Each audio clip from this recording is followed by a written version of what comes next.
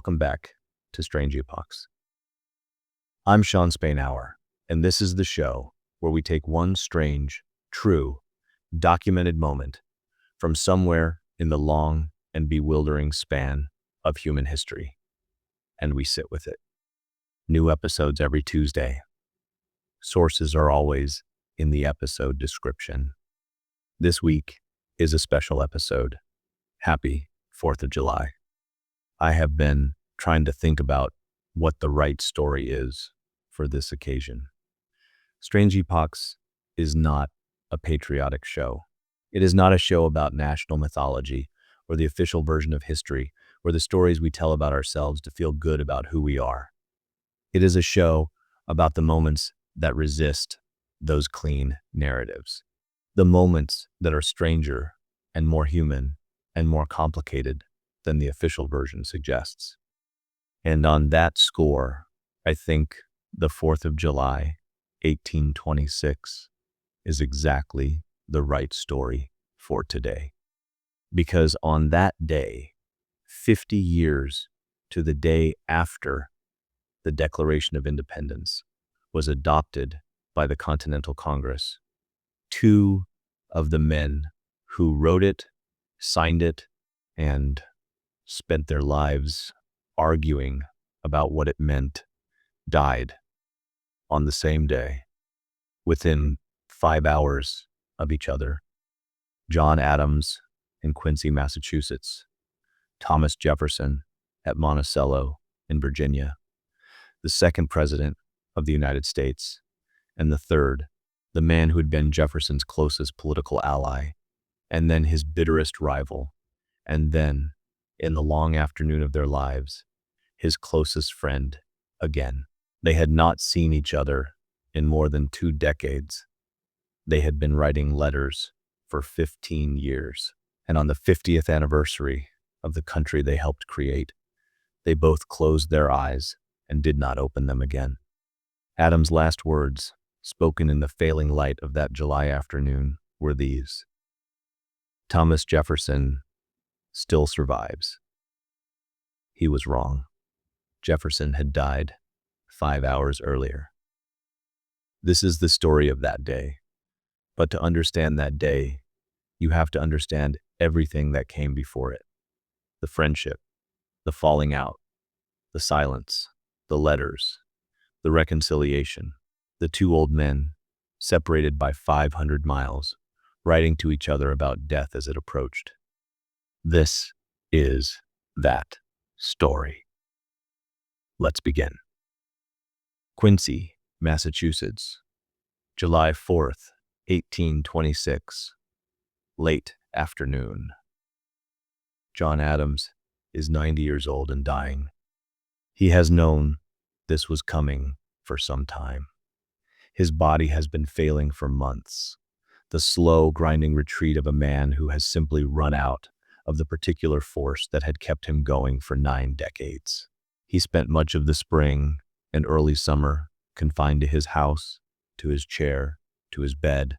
The great energy that had characterized him all his life, the restless, arguing, opinionated, passionate energy of a man who cared enormously about everything and wanted everyone to know, it had quieted. He was tired.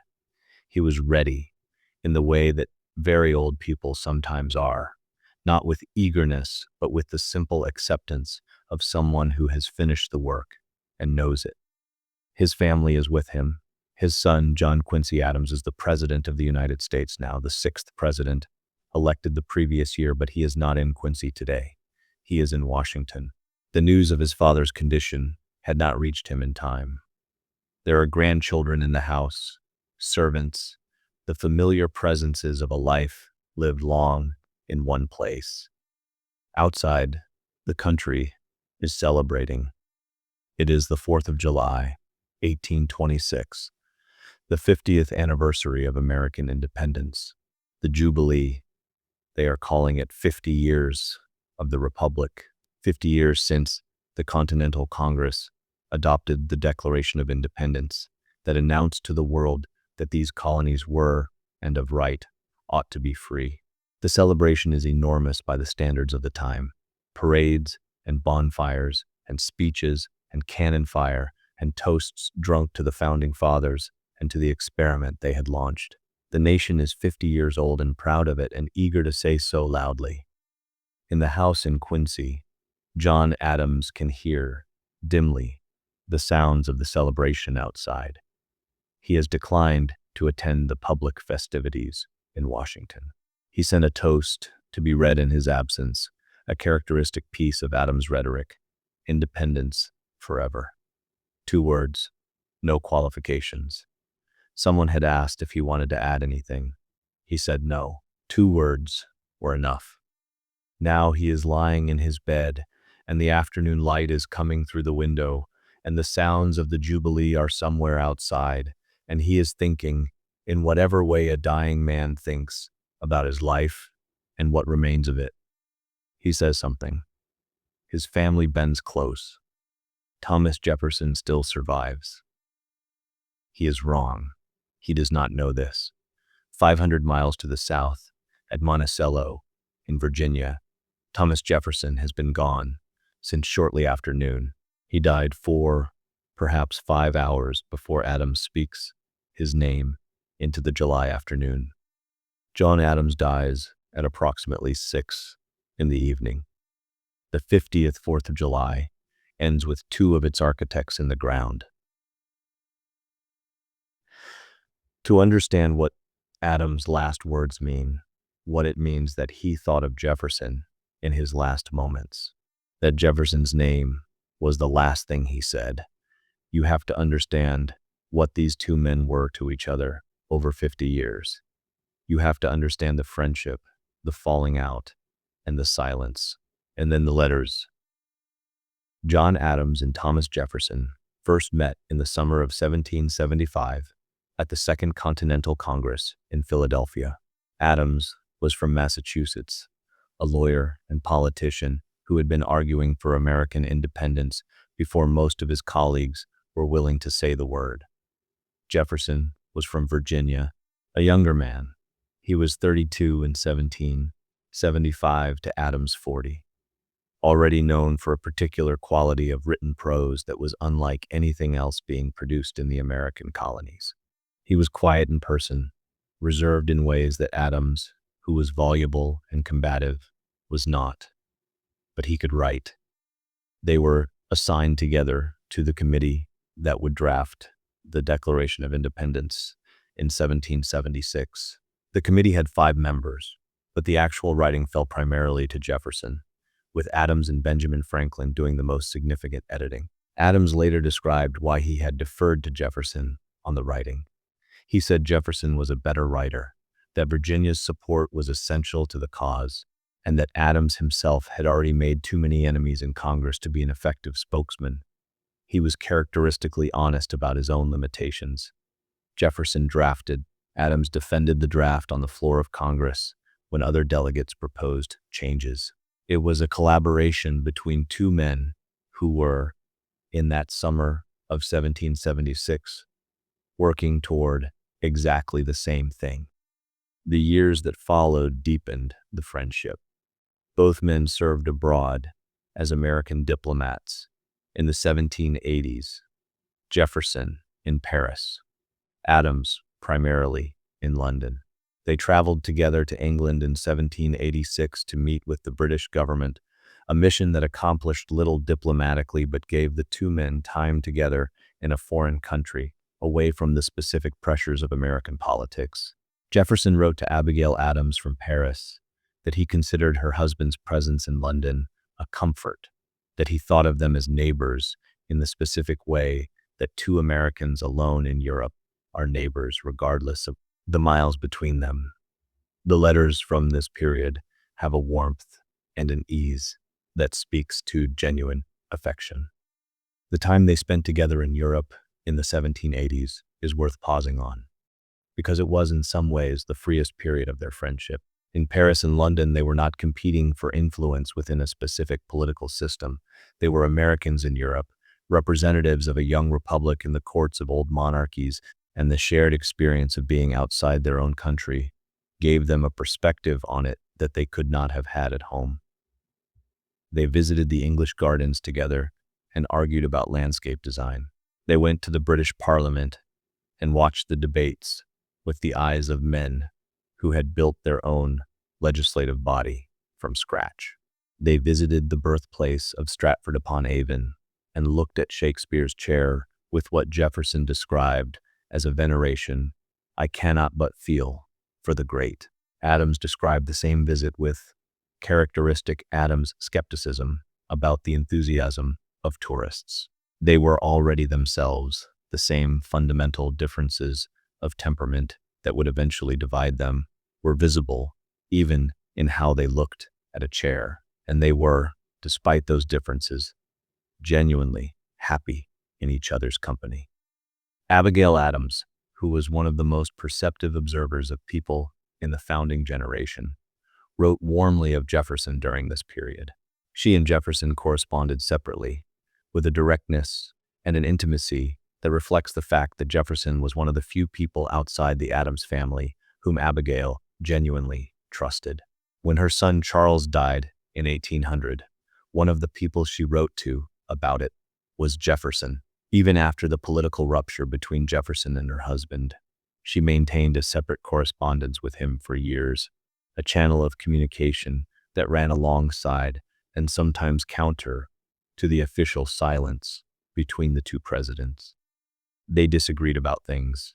They always had. Adams was a Federalist. He believed in a strong central government, in the necessity of executive authority, in the wisdom of stable institutions over popular passion. Jefferson was something different, a man who believed that the energies of ordinary people, given sufficient freedom, would produce better outcomes than the designs of elites, who was skeptical of concentrated power in any form, who had a capacity for optimism about human nature that Adams, more pessimistic and more realistic, did not share. These were not trivial differences. They were the central arguments of the founding period, the fault lines along which American politics would divide for generations. But in the 1780s and into the early 1790s, the disagreements were contained within a friendship that was genuinely close. They wrote to each other regularly. They discussed philosophy, politics, their families, the state of the republic they were building. The letters have an intellectual quality that reflects two men who genuinely stimulated each other, who thought more clearly because of the need to articulate their ideas to someone who would push back. Jefferson later described Adams as the most valuable public figure he had ever known. Adams, for his part, wrote to Jefferson with a directness and a candor he showed to few others. And then the 1790s happened, and everything changed. The political conflict of the 1790s was, by any measure, one of the most bitter and personal in American history. The new republic had no established party system, no precedent for peaceful transfer of power, no settled understanding of what the Constitution meant in practice. Everything was being invented in real time, and the stakes felt absolute to the men involved because they were. The country could fail. The experiment could collapse.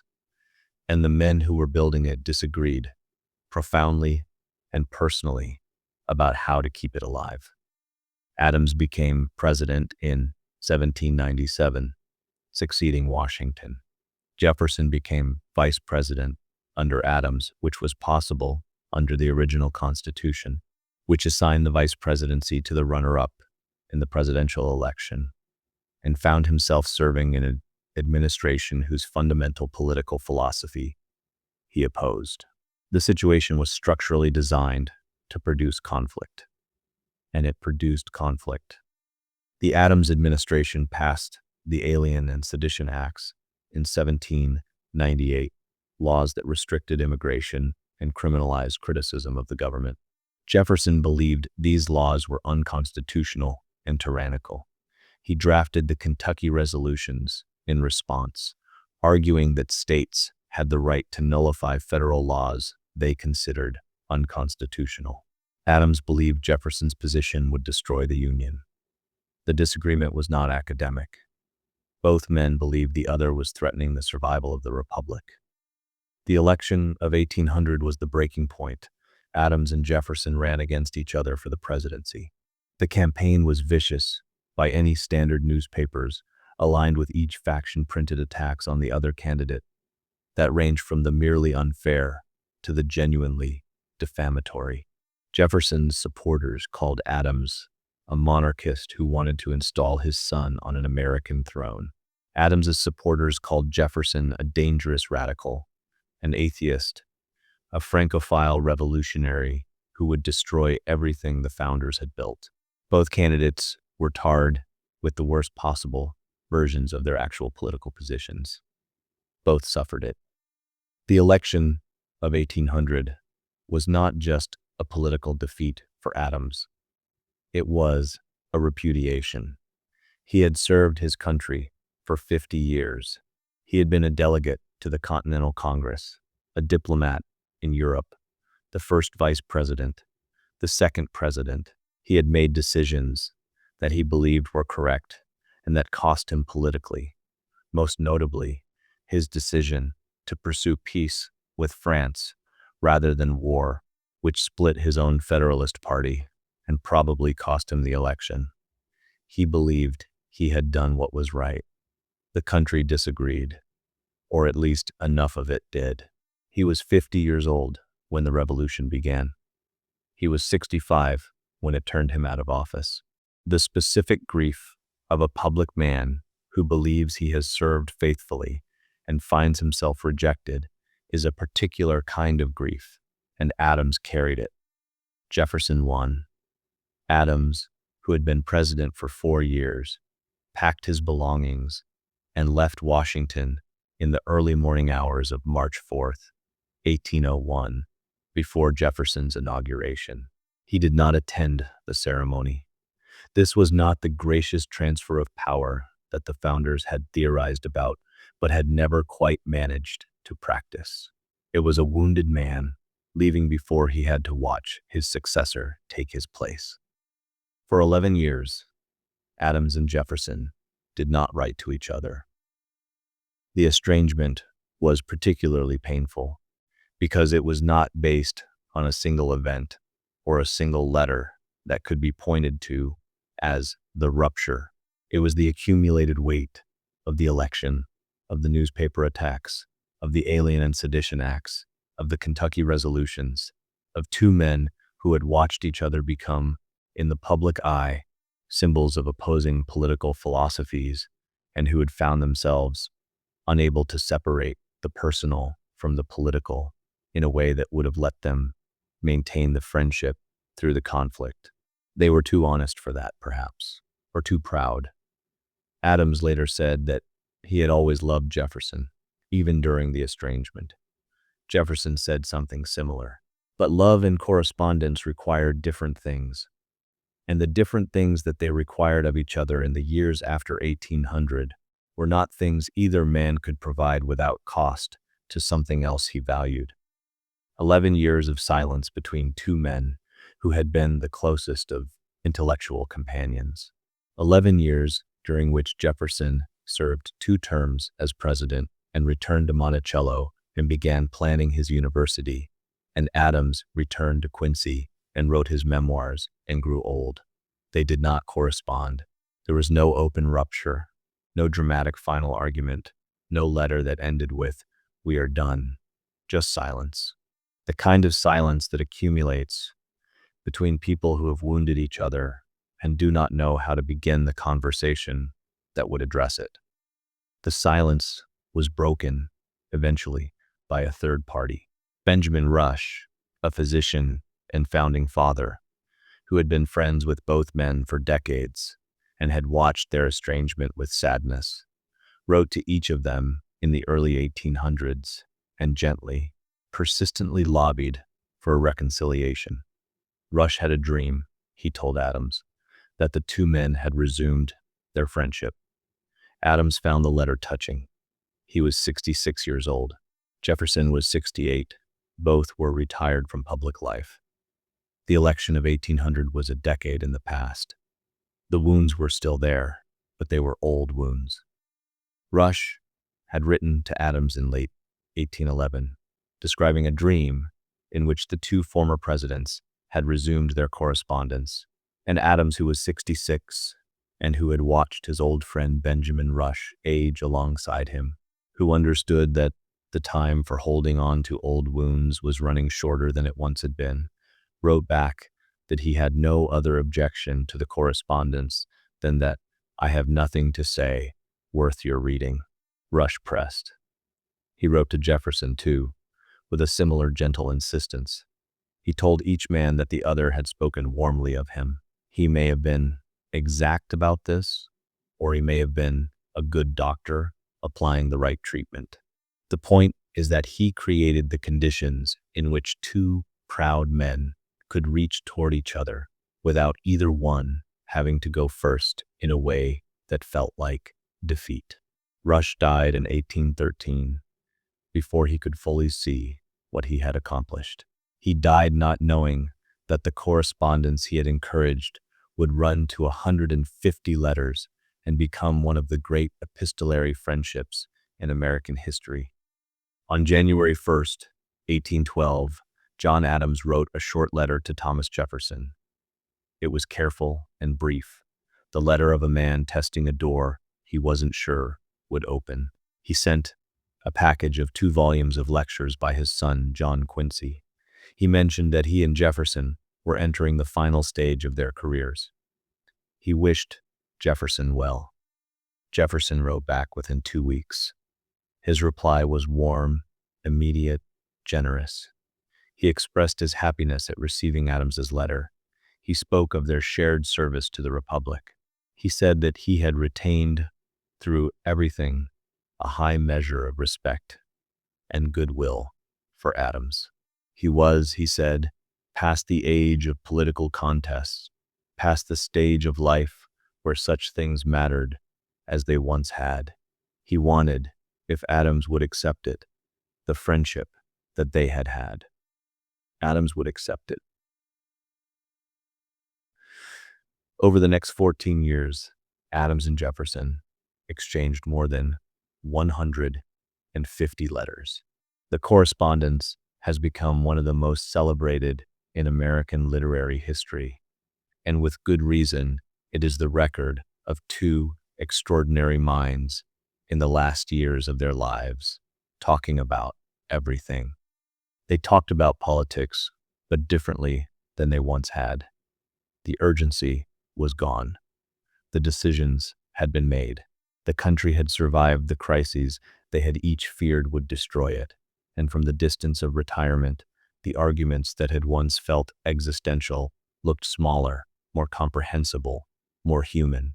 They could disagree about Hamilton, or the French Revolution, or the Kentucky resolutions, without it feeling like an argument about whether the Republic would live or die. They were old men now. The Republic was still standing. They talked about philosophy and religion, 2 men who had spent their lives in the public world of politics, retreating in old age toward the larger questions. Neither was conventionally religious in the way their contemporaries expected public men to be. Adams was a Unitarian, broadly skeptical of Christian orthodoxy but committed to a kind of moral universe. Jefferson was a rationalist who had famously cut up a Bible to remove the miracles, keeping only the moral teachings of Jesus. They discussed these things with the freedom of men who no longer had constituencies to manage. They talked about death. In 1822, 4 years before the end, Adams wrote to Jefferson about aging and dying with a characteristic mixture of candor and dark humor.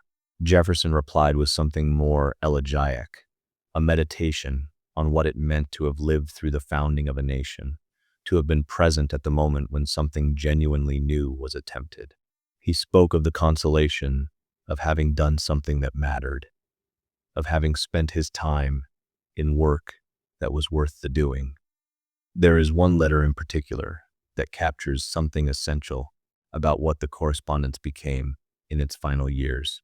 In 1813, Adams wrote to Jefferson about what he called the aristocracy question. the question of whether natural inequalities among human beings were compatible with democratic governance. Adams believed in natural aristocracy but was skeptical that it could be harnessed by institutions. Jefferson believed in natural aristocracy too, but thought that a proper system of education could identify and elevate the talented while keeping the merely wealthy from accumulating disproportionate power.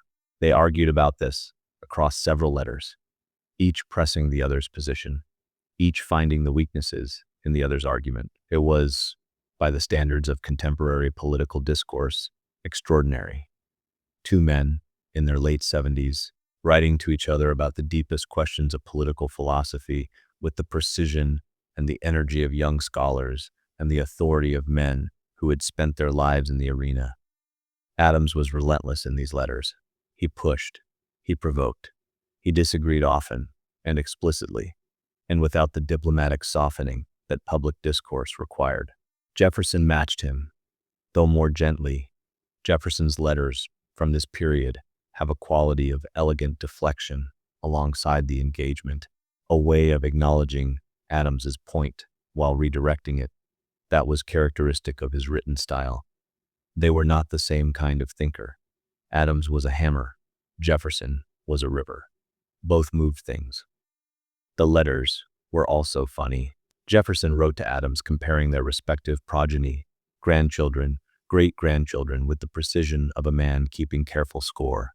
He had 10.5 grandchildren, he wrote, and 2 3/4 great-grandchildren, and these fractions would ere long become units. Adams replied with his own accounting, conceding the lead to Jefferson, but suggesting that Massachusetts' air was not without its productive qualities. They were old men, bantering about grandchildren. It was the specific warmth of a friendship in which the hard things had already been said and survived. The last letter Jefferson wrote to Adams was dated March 25th, 1826, just over 3 months before they both died. In it, Jefferson was frail but present. He wrote to introduce his grandson, Thomas Jefferson Randolph, who would be passing through Boston and whom Jefferson wanted to have the honor of meeting Adams in person. He reflected on the age they had lived through together, describing it as the heroic age of the founding, and spoke of how the young wished to be able, in the winter nights of old age, to recount to those around them what they had heard and learned of that time. He was, in this letter, clearly aware that he was running out of time.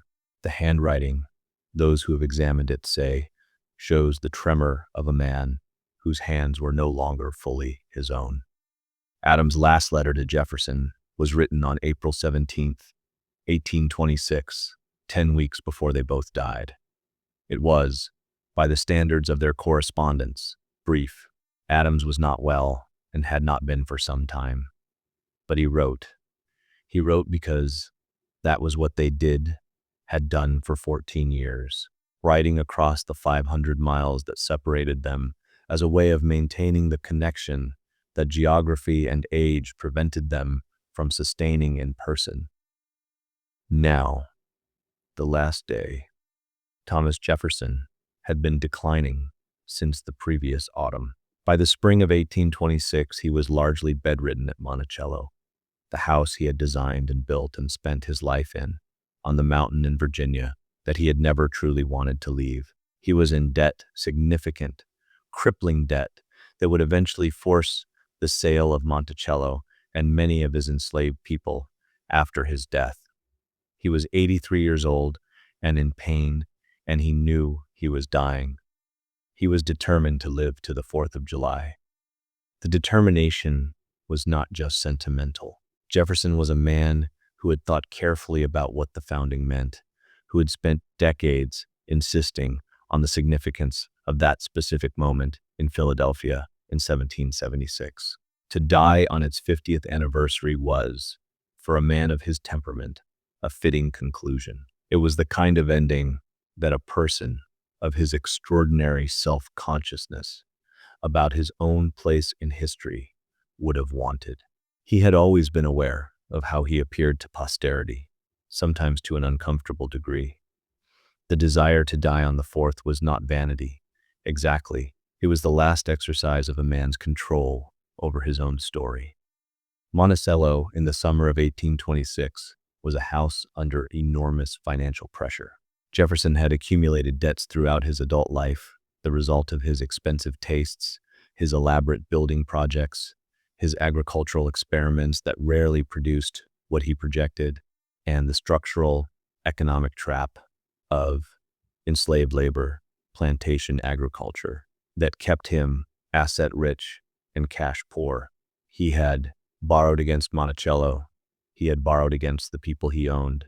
When he died, the debts exceeded the estate. Monticello would be sold. The enslaved community that had built and maintained it for decades would be dispersed. Jefferson knew some of this. He could not fix it.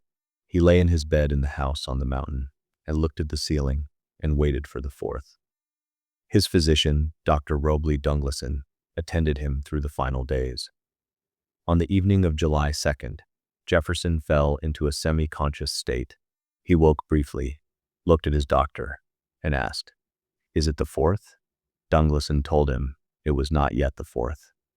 Jefferson nodded and became unconscious again. He woke again the next morning, July 3rd, and asked the same question. "No," his doctor told him, "not yet." Jefferson seemed to will himself to continue.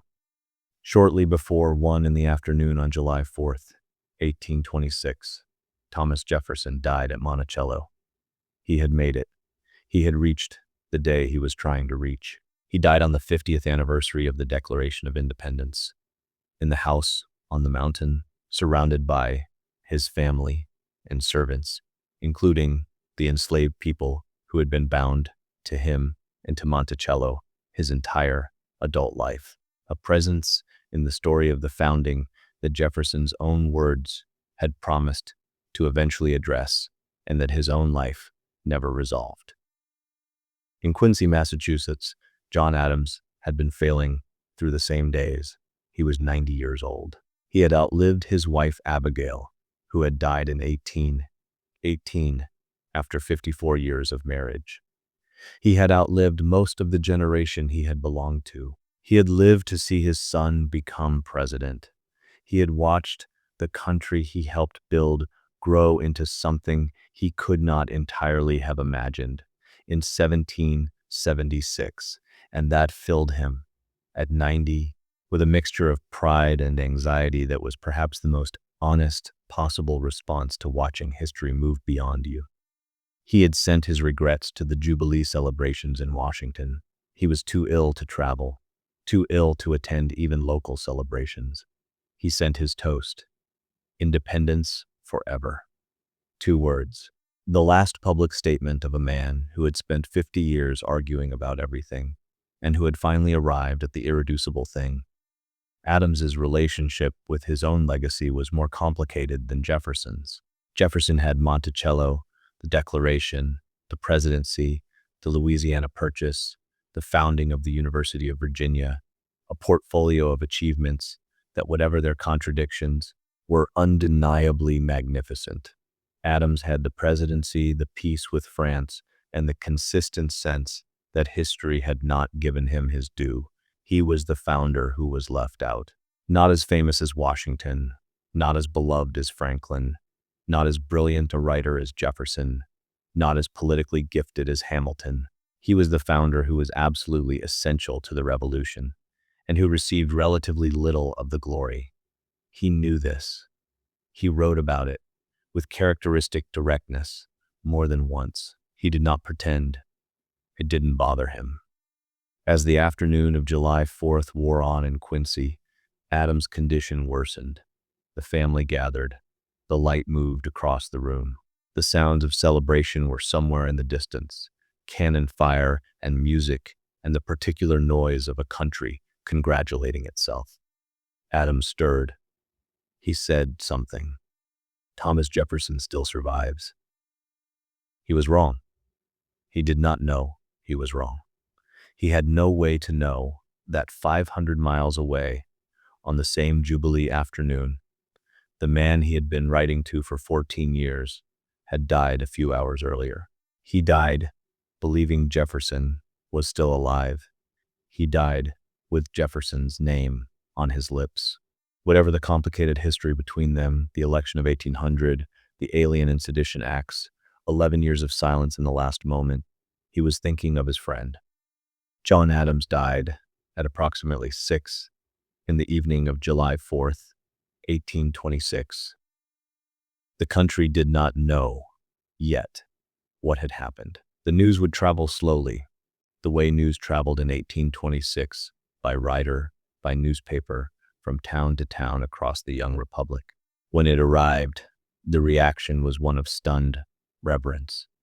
Two founders, on the same day, on the 50th anniversary, the country treated it as a sign. Daniel Webster spoke of it in terms that were almost mystical. It was as if they had waited for this moment, had held on until the Jubilee, had been permitted to remain long enough to mark the occasion before departing together. John Quincy Adams, the sitting president, was in Washington when news of his father's death reached him. He had not been able to make it to Quincy in time. He had been president for less than 2 years. His father had lived long enough to see him elected, which had been one of the great satisfactions of Adams's old age, that the son had achieved what the father had. The news of Jefferson's death on the same day reached Washington separately, shortly after.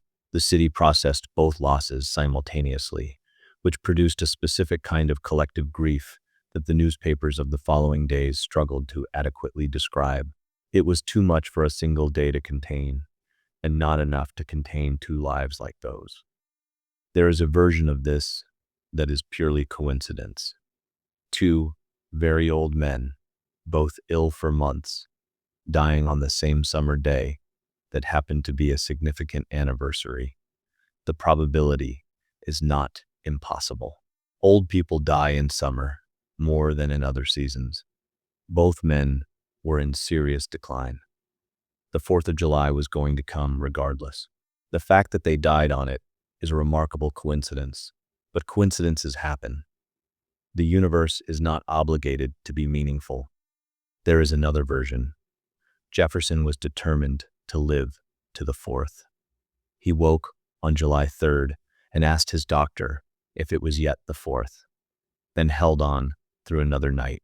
He reached the day he was reaching for, the will to live to a specific date, maintained by a man who had spent 50 years arguing that dates mattered, that the moment of the founding mattered, that what had happened in Philadelphia in 1776 was not just a political event but a moral one, that will, in the last days of his life, was directed at one specific date. He made it to that date. He died on it. Whether Adams was also, in some sense, waiting for the day his friend would also reach, waiting without knowing it, is a question that has no empirical answer. But it is worth sitting with. Two men who had been friends, enemies, and friends again. Two men who had spent 50 years arguing about what the Declaration of Independence meant and what kind of country it implied. Two men who had written to each other across 14 years of old age about death as it approached. They died on the day that declared them significant. They died within hours of each other, and the last words one of them spoke were the name of the other. Adams was wrong that Jefferson still survived, but in another sense, he was not entirely wrong. Jefferson survived in the letters. Jefferson survived in the university he built. Jefferson survived in the contradictions of his own legacy, in the words of the Declaration, and in the enslaved people who were sold at Monticello after his death to pay his debts, both equally parts of what he left behind.